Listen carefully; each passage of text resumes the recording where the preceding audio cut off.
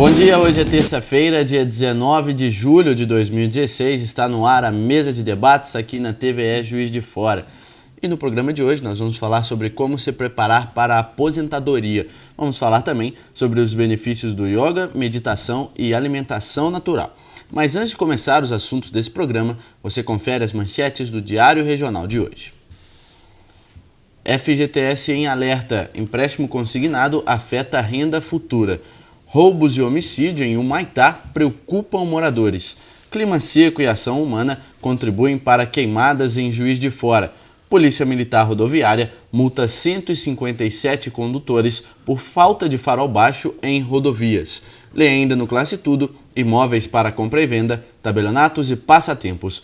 Você também pode participar do Diário Regional, mandando fotos, sugestões, informações e denúncias para o WhatsApp. O número é 98892-4920. Sua mensagem pode ser publicada na coluna Você no Diário Regional.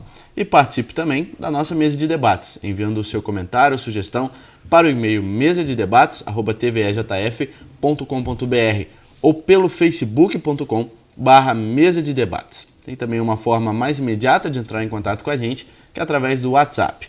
O número é 98892-4905. Hoje, como debatedor, a gente recebe o advogado Dr. José Lúcio Fernandes. Bom dia. Bom dia, João Villarreal. Bom dia, colega de bancada, professor Francisco Magaldi. Bom dia, Monja Didi. Bom dia, doutora Alice Amaral, uma referência em nutrição em Juiz de Fora e no Brasil. Obrigada. E você tem se destacado sempre aqui, dando boas informações para uma boa alimentação. Bom dia, senhores telespectadores. Bom dia, senhoras telespectadoras. E recebemos também como debatedor o terapeuta Francisco Magaldi. Bom dia. Bom dia Juiz de Fora, bom dia região, bom dia pessoal. Como convidados de hoje, nós recebemos a nutróloga a doutora Alice Amaral. Bom dia. Bom dia, é um prazer muito grande, uma grande honra para mim estar participando aqui mais uma vez. E recebemos também a monja Didi Advaita. Bom dia. Bom dia, prazer estar aqui. E hoje em dia as pessoas têm cada vez menos tempo para se dedicar a uma alimentação mais saudável. A rotina e o estresse acabam afetando a própria saúde. Pensando nisso, hoje aqui na mesa de debates nós vamos falar sobre os benefícios de uma alimentação mais saudável. Além disso, você vai conhecer mais sobre yoga e meditação. Para isso temos aqui a monja Didi Advaita, também a nutróloga a doutora Alice Amaral. Começar o nosso assunto com a doutora Alice, a gente poder falar justamente a relação, né, de uma alimentação mais saudável e nesse combate ao estresse do dia a dia. Qual a relação?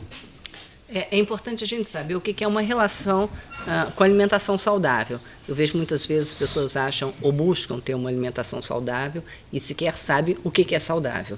A gente todo dia é bombardeado com a mídia, oferecendo muitos alimentos práticos de serem consumidos, e com muitas vezes diet, light, enfim, e a gente acha que isso é saudável, isso é benéfico, isso vai nutrir o nosso organismo, e na maioria das vezes nada disso acontece. Então, primeiro a gente tem que partir de um princípio. O que é saudável? Há cerca de 2 semanas atrás, o Ministério da Saúde, eles mostraram um estudo onde mostram que os adolescentes e as crianças praticamente não conhecem frutas, legumes e verduras.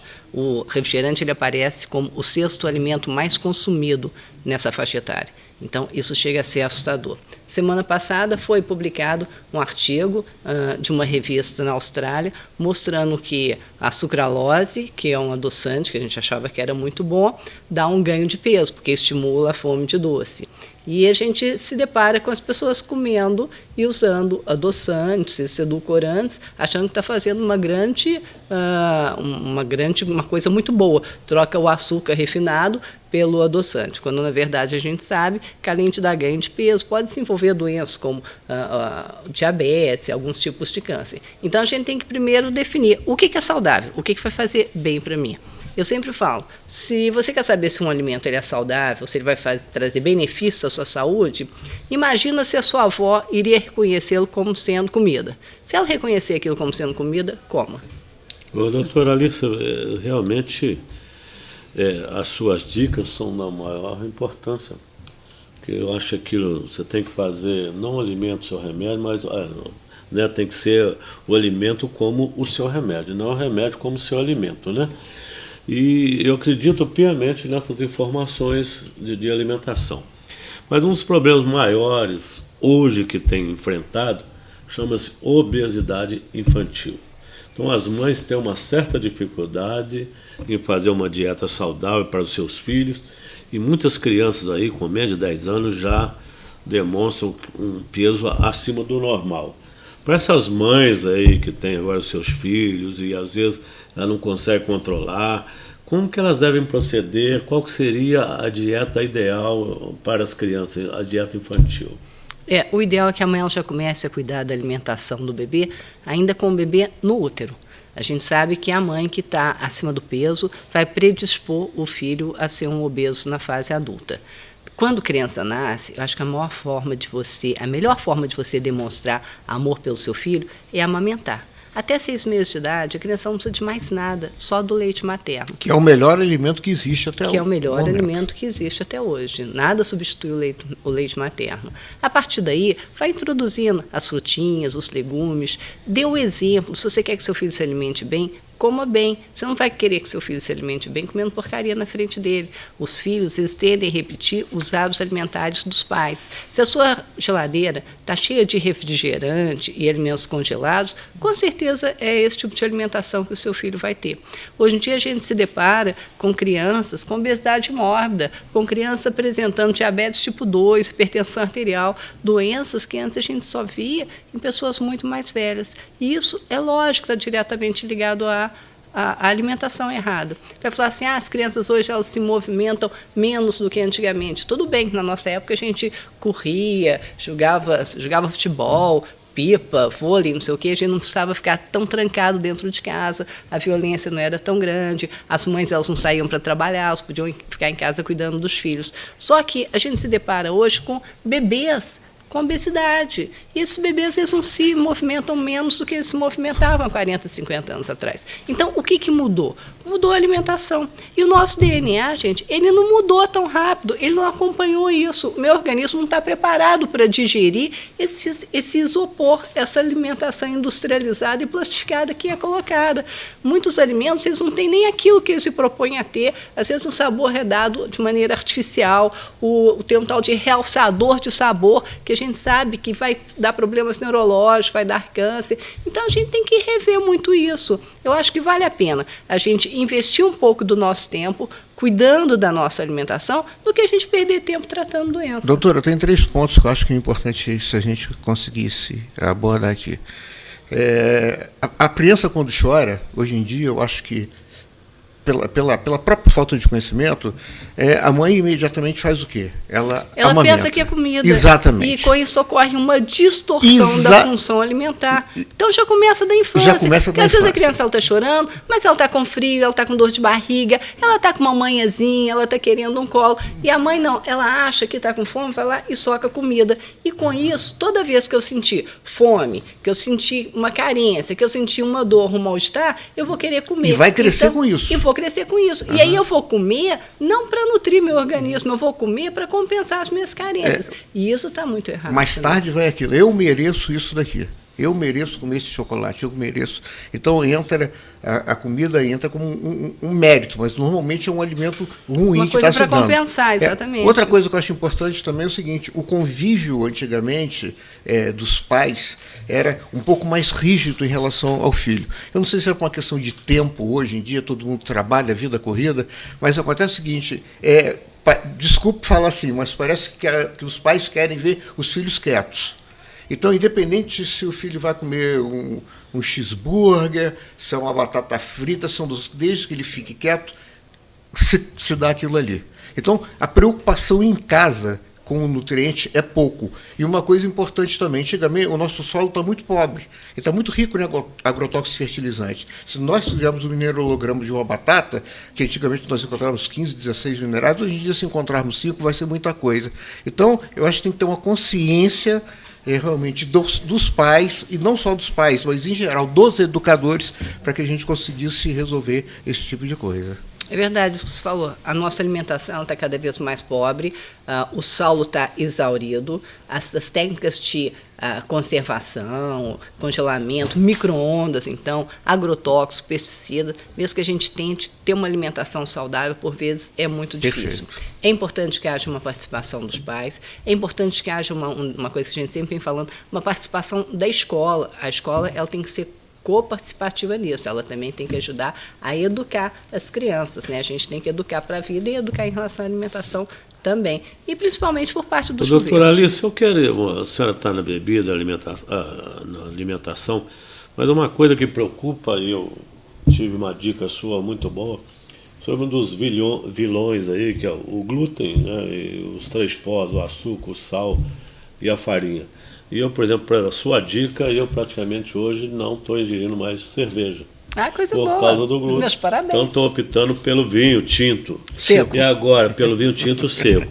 E a gente sabe que são dessas dicas. E muitas cervejas aqui no Brasil, infelizmente, na composição dos ingredientes, diz lá apenas 40% de cereais não maltados. Então a gente nem sabe o que está realmente compondo. Parece que não pode revelar o que contém ali os ingredientes. Então isso é uma preocupação muito grande, eu tenho alertado aos meus amigos. E bebida também aí do refrigerante. A senhora, o Laí Ribeiro, dizem que o refrigerante é um grande veneno. Isso é mito ou é verdade? Não, isso não é mito, não, isso é verdade. O alimento, sem sombra de dúvida, é o pior alimento que existe. Além dele não ter nutriente nenhum, ele é extremamente ácido e a gente sabe que um pH ácido favorece o desenvolvimento de várias doenças, inclusive câncer. Então, o refrigerante, se bobear, ainda é pior do que a cerveja. O que as pessoas não sabem é que durante o nosso corpo tem vários tipos de pH. Por exemplo, o estômago tem um tipo de pH, se você subir mais para faringe, laringe, são outros tipos de pH, e muitas vezes as pessoas têm refluxo, não é porque está tendo um problema, porque realmente o problema é o pH. Né? Então, era necessário também, por exemplo, a pessoa sempre observar o pH. Por exemplo, um alimento que é fantástico, que é maravilhoso, com azeite prensado frio, acho que a senhora vai concordar comigo, então é importante a gente olhar ali o pH. Né? Outra coisa também que é importante, eu acho assim, fundamental, é aquele mito da manteiga e o mito do ovo, que a gente já está na hora de botar isso por água abaixo. Nossa conversa vai continuar no próximo bloco. Voltamos já.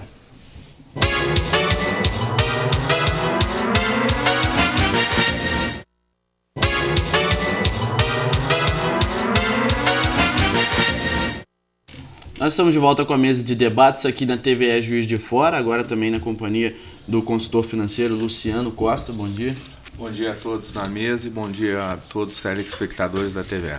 Daqui a pouco ele vai falar com a gente sobre como se preparar melhor para a aposentadoria. Mas antes, nós temos aqui a presença da monja Didi Ananda Advaita, que vai explicar para a gente um pouco também sobre a prática do yoga. Queria que você explicasse primeiro, para quem está nos assistindo, o que é o yoga. Então, yoga, a gente sempre pensa que é um exercício, né, que a gente faz na sala, no chão, e dobramentos e coisas complicadas, né? Mas yoga, na verdade, é muito além desses exercícios, é apenas parte de yoga. Então, yoga, na verdade, é um estilo de vida, né? Estilo de vida saudável, né? Em corpo, né? Mente e espírito. Então, a gente tenta combinar todos os aspectos, né, do ser humano com um ser integral, não só apenas corpo, apenas mente, apenas, né, espírito, mas a gente, né, faz certas práticas que isso, né, em tudo junta se ajuda, né, melhorar o corpo, né, fica mais equilibrado em todos os aspectos. Ô, né? Didi, você é holandesa, né? Sou. E como é que foi a sua iniciação no yoga? Olha, eu conheci Ananda Marga, né, que é esta organização que eu sou monja, que conheci em 2000, lá na Holanda. E lá eu conheci porque eu comecei a fazer yoga por alguns problemas físicos, né, que eu tinha, ler, né, sabe, essa do computador assim, aí me falaram para fazer yoga. Aí eu comecei a fazer e gostei muito e assim começou a rolar fazendo aula de yoga, conheci uma monja lá, né, que ensinou também yoga, meditação, aprendi a fazer meditação e começou assim, meu caminho aos poucos, né, conhecendo esta outra mundo de yoga e meditação. E tem muitas dúvidas aqui a pessoa sobre o yoga. Se ela é cultura, se é ciência, se é arte ou se é religião. Dá para a senhora esclarecer para nós o que é realmente yoga? Na verdade, yoga é uma ciência, né? Ciência intuitiva, vamos falar assim, né? A gente não considera, né, o Ananda Marga, o yoga não é só da nossa parte. Tem várias linhas que praticam yoga, mas em si não tem a ver com religião. É uma prática que tem que fazer, né? E então Mas dentro do yoga, eu falo que é importante a gente saber o seguinte: yoga tem muito a ver com respiração, não é? Também. Então, a gente pode afirmar que uma pessoa está morta quando depois de 10 minutos ela não respira mais. Então, eu acho que o yoga, dentro desse sistema de respiração, te traz também um pouco de autoconhecimento dentro da meditação. Você une uma coisa à outra. Ou seja, a yoga ela visa uma melhor qualidade de vida e um melhor autoconhecimento. É possível falar isso, que é correto? Sim, é correto, sim. A gente, nos nossos termos, fala até sobre a biopsicologia, né? A biologia do corpo, né? Da respiração, das glândulas, as secreções dos hormônios, tudo no nosso corpo, que tudo vê com uma e outra. E exatamente a respiração, né? E a ligação mais direta, né? A mente e corpo. Então, quando a gente faz as práticas de yoga, que a gente fala asanas, né? As posturas que trazem esses benefícios, né, é bem consciente com a respiração sempre, né? Quando você abre, né, faz o alongamento, você abre aqui o peito, aí sempre inspira, e quando você dobra, aí você expira, né?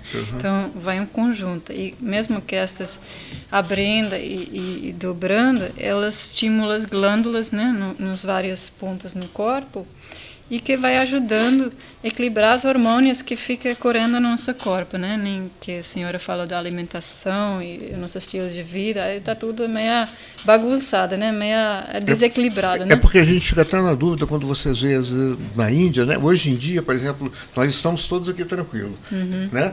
A gente não nem viu. Se alguém falar que tem uma cobra ali, já mudou a FC, já mudou a PA, ou desculpa, vai a frequência cardíaca, né? já muda a pressão arterial. Então, Sim. eu acho que o yoga ele te ajuda também dentro desse ponto a coordenar um melhor controle desses dois pontos. Isso, né? A gente fala essa responsa, né? De correr, né? Ou afrontar, né? A situação. Então, no ser humano, já é criada para estas reações diretas, né?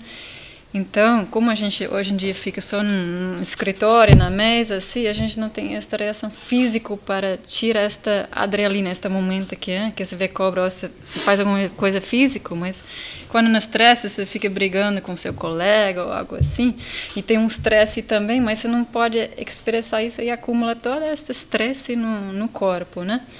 E através do yoga você vai regular exatamente estas, né, acumulações de estresse e de outros, né, desequilíbrios hormoniais. Agora, como a gente estava falando no último bloco sobre a alimentação saudável e tudo mais, queria que você explicasse também a relação, né, entre essas práticas do yoga e da meditação com uma alimentação mais saudável. Sim, no yoga a gente também cuida muito da nossa alimentação, até a gente divide as alimentações em 3 tipos de grupo, né? Porque, de acordo com a nossa filosofia, temos 3 energias, né? Que uma é sutil, né? É energia boa, tem uma que é estimulante, né? Que é transformativa, e uma que é estático, né? Que estático é como morto ou negativo, assim, né? Então, os alimentos todos, né? Toda, na verdade, que existe neste mundo tem uma combinação desses 3. Só que, né, tem alimentos que são melhores, que têm energia mais sutil, como verduras orgânicos, graus, legumes, assim, né, até, né, coisas orgânicas, né, derivativos de leite, coisas assim. Mas estimulante, né, já vem essa aqui, a senhora também fala do refrigerante, coisa que é açúcar, café, chocolate, muito coisas temperadas demais, assim, que estimula o corpo, né? E tem um grupo estático que que são energia mais densos, assim, fala, por exemplo, se come carne, na verdade é um animal que é morto, né? Então esta energia morta também se ingere, então deixa a sua energia mais pesada, né? Também tem outros alimentos como até ovo, alho, cebola, que também tem esse efeito que dá mais pesada, álcool. Então, a gente dentro do yoga tentamos escolher a comida do primeiro grupo, do mais sutil, né? Verduras, frutas, né? Coisa que mais naturalmente, né? Que nossos avós conheceram mais essas comidas naturais, então justamente essa comida que é melhor para nós e que também, então, como é mais leve para o corpo tudo, então a mente também fica mais leve e mais coisas pesadas a gente ingere também, né? Isso se manifesta no corpo. Você desenvolve o seu trabalho em falsidade e a pessoa que está interessada em se tornar um yogi, quais as providências que deve tomar e se deve exigir uma certa disciplina e quanto tempo de dedicação ao yoga vai sentir os efeitos aí da verdadeira aí dessa ciência. Tá, claro, quem quer procurar yoga é bom procurar um professor para aprender, porque isso é sempre melhor, sempre guiado por alguém, porque, né, ninguém sabe qual que é, você vai aprender de televisão e se tem um problema com a coluna, talvez não pode dar certo. Então, sempre avisado a aprender com um professor, né? Agora, onde você desenvolve o seu trabalho, né? Sim, não, eu estava pensando na última parte da sua pergunta, mas eu perdi. Perguntei onde você desenvolve o seu trabalho, a pessoa que está interessada, né, em praticar yoga, né, como que ele deve proceder e qual o tempo para sentir os efeitos dessa prática do yoga. Então, deixa eu só responder isso primeiro, né, dos efeitos, porque quando a pessoa procura yoga, geralmente tem algum estresse ou já um problema físico que alguém indica para fazer yoga, né? Então, yoga, na verdade, pode considerar como se fosse um remédio, né? Você pode ir para médico e pedir um remédio e você vai tomando por uns meses, né? 2, 3 vezes por dia um remédio. Isso vai ter um efeito que vai melhorando de alguma forma, né? Yoga também pode considerar como um efeito, porque, como eu falei, ele vai trabalhando os seus hormônios, todo o metabolismo do corpo, então, né? Nem como toma 2 vezes por remédio, pode fazer yoga 2 vezes por dia, né? E você faz mais regular você faz, mais rápido que vai ter benefício, né? Eu não posso generalizar porque cada pessoa tem constituição diferente, então, né, tem diferente tempo que tem que fazer, mas o importante no yoga é o esforço de fazer. Yoga não é uma acrobacia que tem que ser perfeita. A gente fala asanas, as posturas são posturas mantidas confortáveis. Não é uma competição, não é nem na academia que tem que tudo quem faz o melhor, não. Cada um faz na sua possibilidade as posturas e assim cada um, né, vai ter seu próprio resultado, mas você tem que entender como remédio, não uma vez por semana vai ajudar algo, mas você faz todos os dias, né, vai ter muito mais resultado, e você vai até 2 vezes por dia ainda mais, né? Então, onde eu desenvolvo meu trabalho, eu moro em Brasília. Eu sou lá encarregada de uma fazenda ecológica, né, que futuramente seja um ecovilo, com autossustentabilidade e tudo. Também trabalho com educação, com saúde, alimentação e agricultura orgânica e, né, as práticas de yoga e meditação também. E além disso, a gente também tenta desenvolver trabalho social, né, porque a gente cuida de nós mesmos, mas também a gente quer que juntamente toda a comunidade e tanto mais pessoas podemos alcançar, né, leva esses conhecimentos para uma melhor saúde, né, que eu falei como ser um ser integral, né, dos 3 níveis físico, mental e espiritual. Gostaria de agradecer a participação da Monja Didi aqui, agradecer também os esclarecimentos da doutora Alice. Vamos para um rápido intervalo. Na sequência, vamos falar sobre a aposentadoria. Voltamos já.